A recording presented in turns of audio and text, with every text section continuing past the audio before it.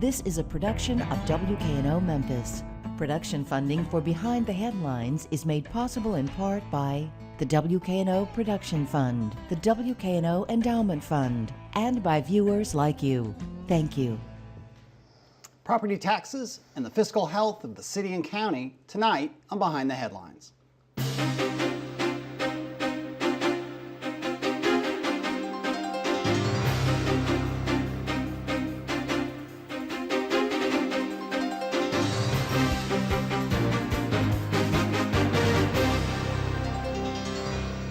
I'm Eric Barnes, publisher of the Memphis Daily News. Thanks for joining us. We're joined tonight by David Lenore, County Trustee. Thank you for being here.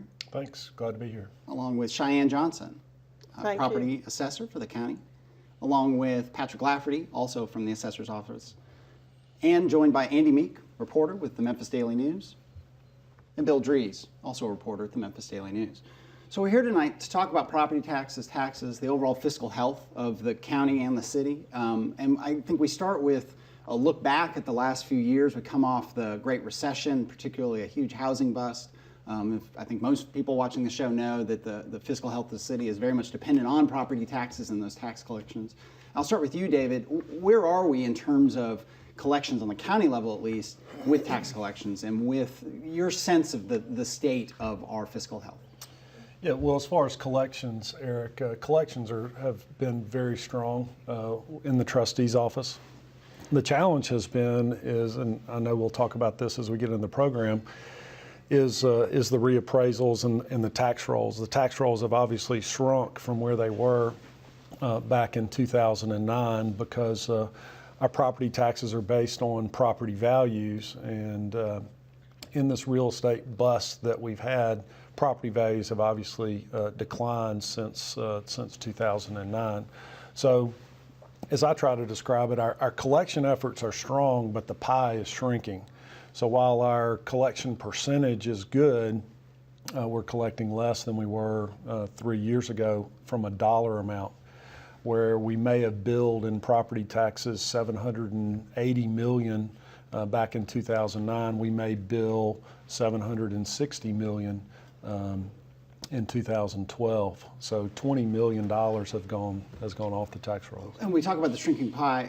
Cheyenne, you've been in office now into your second term, coming out of, again, the worst housing crisis the country has seen in however many years. You have the unenviable task of trying to put a fair value on everyone and dealing with that shrinking pie. What is your take? Again, the reappraisal, I believe, comes out for next year. It's every 4 years. But what's your take that at this stage as we get close to that time? I think right now we're actually at a standstill in regards to property values. The last reappraisal did occur in 2009, at which time we were just at the tip of when all the values began to start dropping. With the new reappraisal coming in 2013, it will be more reflective of what the market actually shown. I'm seeing fewer foreclosures taking place in the community, and yet I do see some financing activity occurring that's also going to assist with the market value, increasing the values in many areas. Yeah, Andy. David, you talked about the pie shrinking. We had some economic development people on, I guess, the last week's show talking about pilots and things like that, and I wonder if that's attributable to any of the shrinkage you're talking about, what that does to the tax base, if that makes your job sort of, well, it may not make it more difficult, but sort of how that affects, the Yeah, well, the pilots are bittersweet and can turn bitter very quickly. Of course, the pilots are awarded to encourage and promote economic development throughout the community. There's a loss in property tax, but the hope is that there's other economic value that's gained by bringing those companies here. I think in the last year, we abated, or the county wrote off, about $50 million in property tax that was awarded in pilots. Some of that is real estate and some of that is personal property. So the hope is that, again, the jobs and the sales tax and what's created by those jobs coming here will offset that. Part of the challenge that we have is just in the, there's wide cracks in the floor with the pilots, and maybe we can, again, talk about this more later, but in terms of when the contract is awarded, sometimes it's not, the contract is not given to our office, and so bottom line is some of them aren't billed in a timely fashion. But You know, I don't know from a pie shrinking standpoint there's really that much impact, because like I said, the idea is a trade-off. You know, we're gonna give up some property tax, but we hope we get it back in jobs or in sales tax or some other form. I'm going to go. You mentioned foreclosures, Cheyenne, and the foreclosure numbers come down. Daily News, our real estate division tracks that. It is coming down. It's down dramatically from the peak, and that had an effect on people's values, obviously. But for some people, argued that it should have had more of an effect. You know, that when overall property values and sale prices, average sale prices in the county, the city are down, you know, 10, 15, 20% in some neighborhoods, but, you know, property valuations only drop in the single digits. They don't understand why there's not more of an impact on their own personal tax Property. bill. Well, what you have to keep in mind is that the Shelby County legislators recommended a 4-year reappraisal cycle. When we go on a 4-year reappraisal cycle, we're required to go back for the last 2 years to review values that have occurred in the community for the last 2 years prior to a reappraisal. In this case, when the 2009 reappraisal actually was issued, the values were issued, we actually were looking at values which occurred in 8 and 7. The downfall in the market actually did not start being noticed until maybe August or September. We could not take 3 or 4 months of value change to reflect a reappraisal for the entire county. We're required by law to actually review all sales for the last 1 to 2 years and use those. It's going to be interesting with the upcoming reappraisal, because in 2009, even though the values were dropping, we had a significant number of sales during that time frame. And then with the upcoming reappraisal, we're going to see we have fewer sales, even though we're still going to be required to go back and look at what happened in the last 2 years.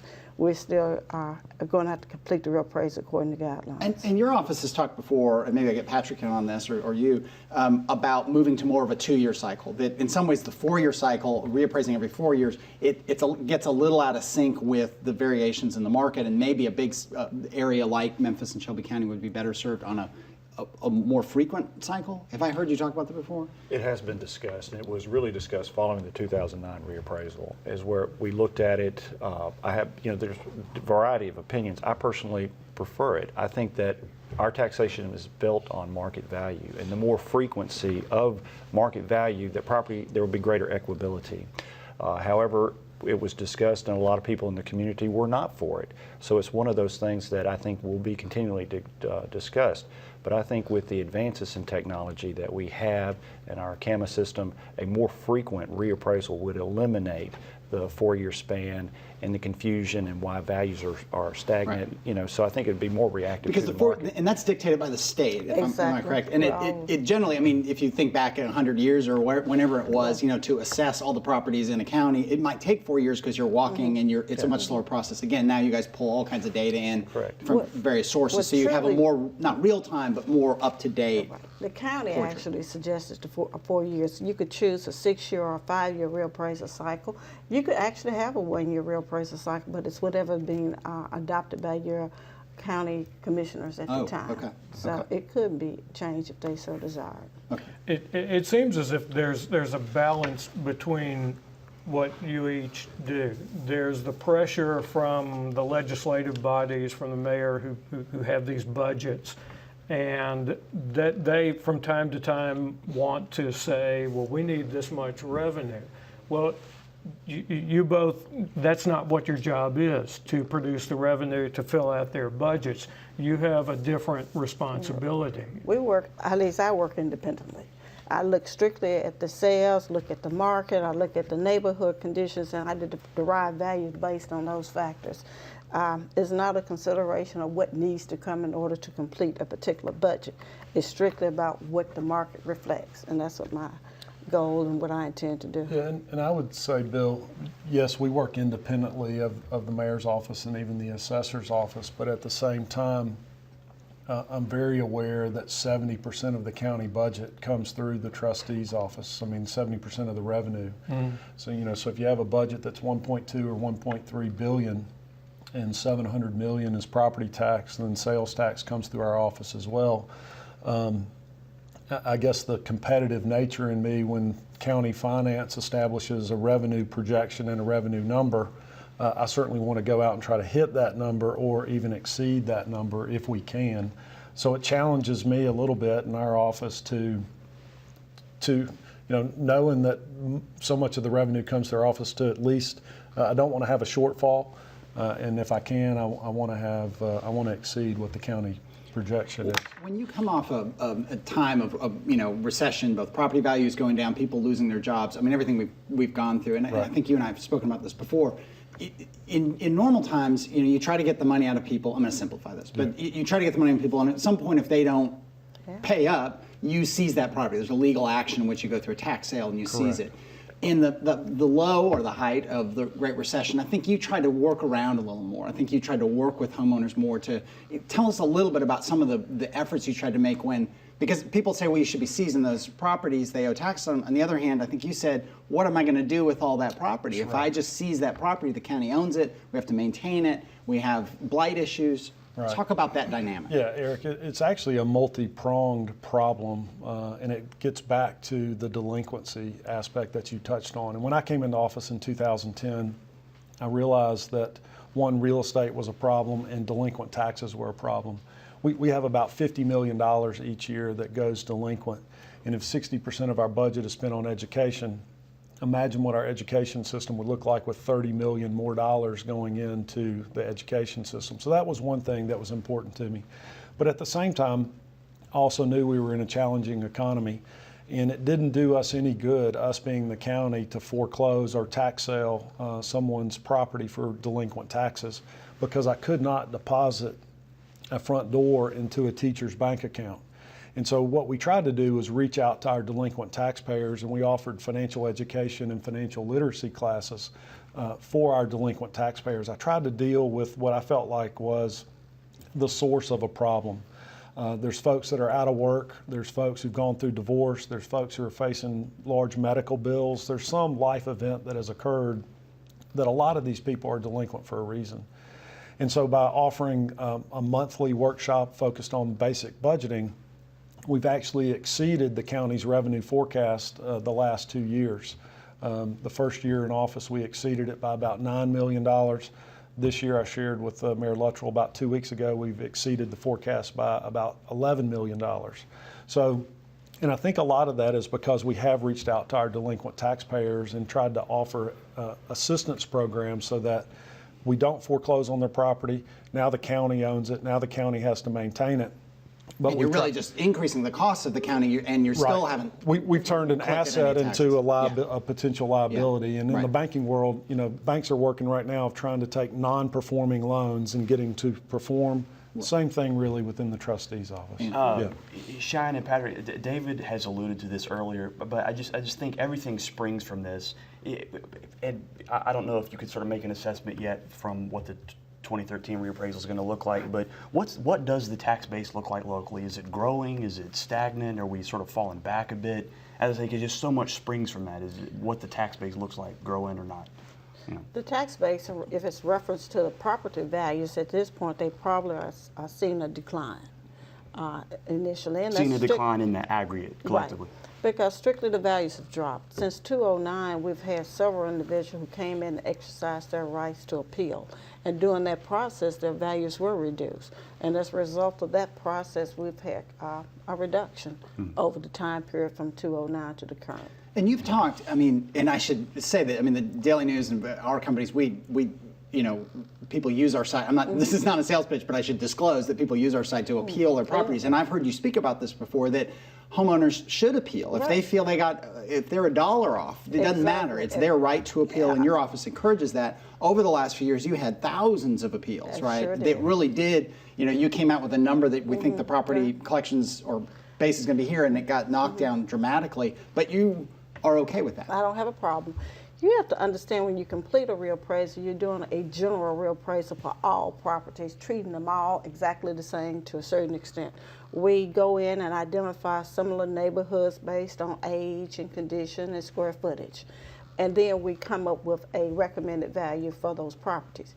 Individuals know their homes a lot better than I do, or anybody on my staff. So it's important that an individual actually review the value and look at the sales in their neighborhood. We provide all the sales that we use on our website. They can make that comparison.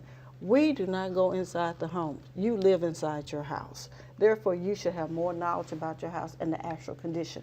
The outside can tell one story. Once you walk on the inside, we may see a totally different story. So just bring it to our attention. We don't have a problem coming out, completing a field visit, and make an adjustment if that's necessary. But you have to remember, we're responsible for valuing over 350,000 properties, and there's no way that I can say on one particular day, this is definitely the value.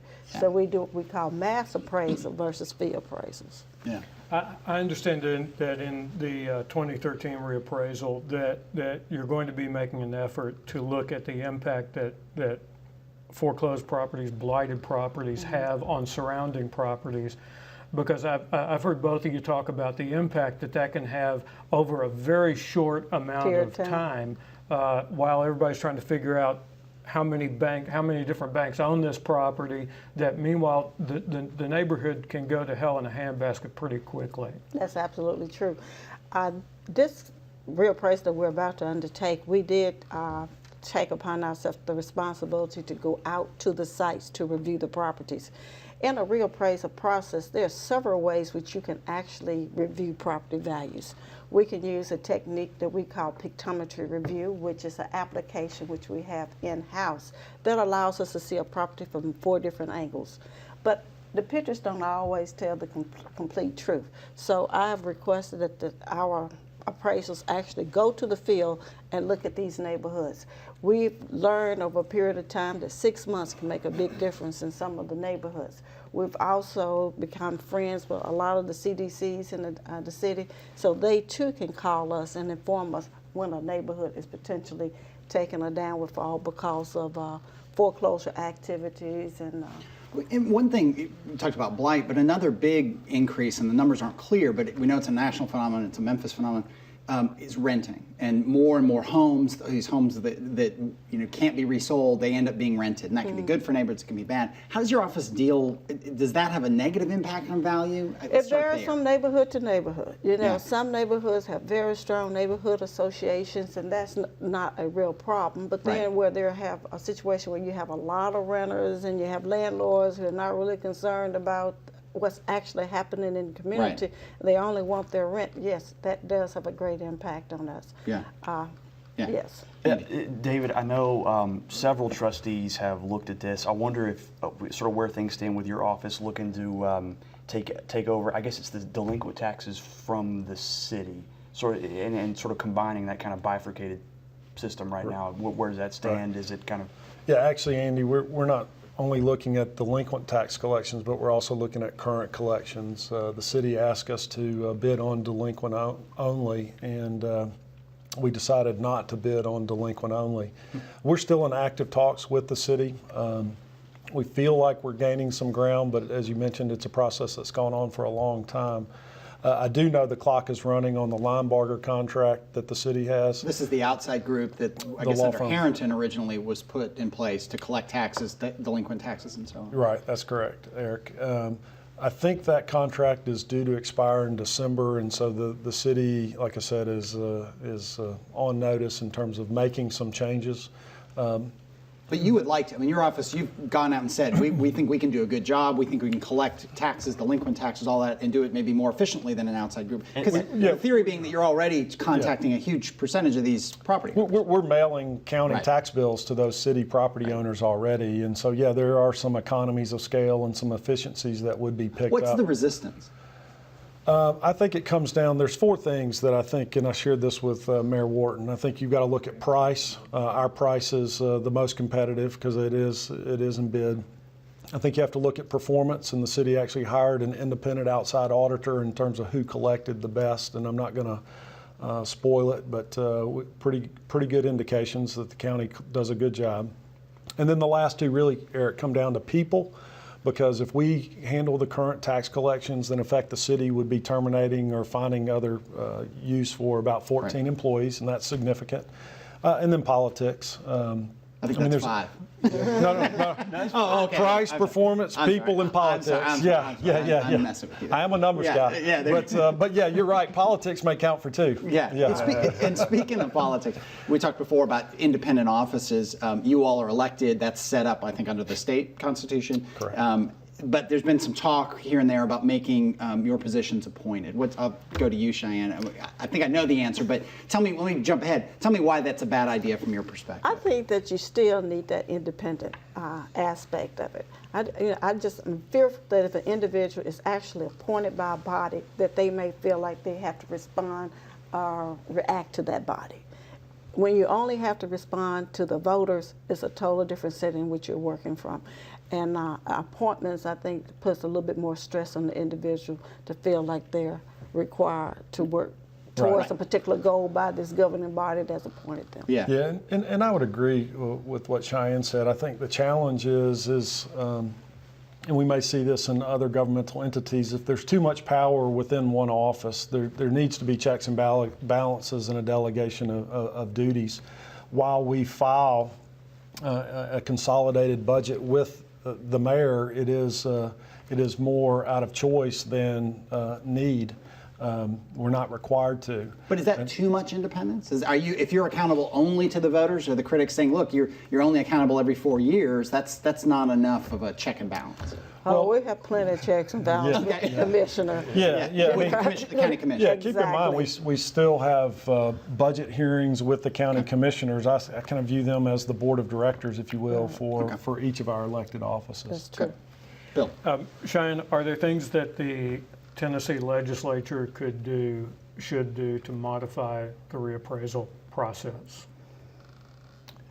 We can always think of things that can improve it. I think a lot of it is just mainly awareness, making sure property owners are aware of the process and that they have a right and responsibility to come out and voice their opinion if they believe that the value is correct. In regards to legislation that could probably help, we need information in regards to commercial properties all the time. Mm-hmm. If we can come up with some legislation to require commercial properties to provide more information. Such as who's renting, who the tenants are? Yeah, with tenants, reference to income, expenses. We complete a reappraisal every 4 years, but commercial property owners are one that really do not share the information with us until after the process has taken place. Through the appeals process? Right, exactly. Because you hear the big ticket, the headline ones, Wolf Chase Mall was a big one. Some of these big ones that go into big, swings, $1 million swings in their tax process, and you don't necessarily know what the income of that property owner is. Actually the appeals takes place and we gather the information through a discovery process. So if information was readily available on the front end, then of course the reappraisal process would go a lot faster and the appeals would take place sooner, and David could get his numbers and work, and the county could have the funds they need to operate if we had that information. But commercial properties are one. It's just, I talk to commercial owners and it's just a process. They feel like, this is part of the business process. You do your job, let me do my job, and I get someone coming there and representing them. Right. Are the numbers considered proprietary? Is that what the argument? Well, initially it is, but once the appeal process starts and they want a reduction, they start making it available. Let me ask David, you mentioned pensions earlier, I think. You have some involvement in that. Why don't you describe your involvement in the county level pensions? It's a big issue nationally, people concerned about unfunded liabilities. What's your take on the pension situation for at least the county, not the city? Yeah. Well, one, Eric, I think prior to coming into office, I spent 20 years in the pension industry as a consultant working with small and mid-sized companies. So I was able to bring, obviously, that experience with me. With that, Mayor Luttrell reached out and asked if I would be willing to sit in initially on the county pension board meetings that meet once a month. And I did that to gain more knowledge about the county's pension system. And then more recently, he asked me to become a member of the investment committee of the pension board. But as a self-professed numbers nerd and background in accounting, and having worked in the industry, it was important to me because these are future promises to pay. A lot of people don't understand unfunded liabilities, but it's a future promise to pay. And a lot of times as elected officials, we can make promises that somebody else might have to deliver on. I can tell you from the county's perspective, the county pension fund is well funded.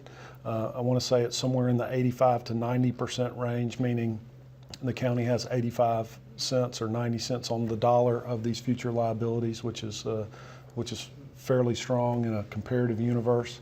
And the OPEB funding is strong as well.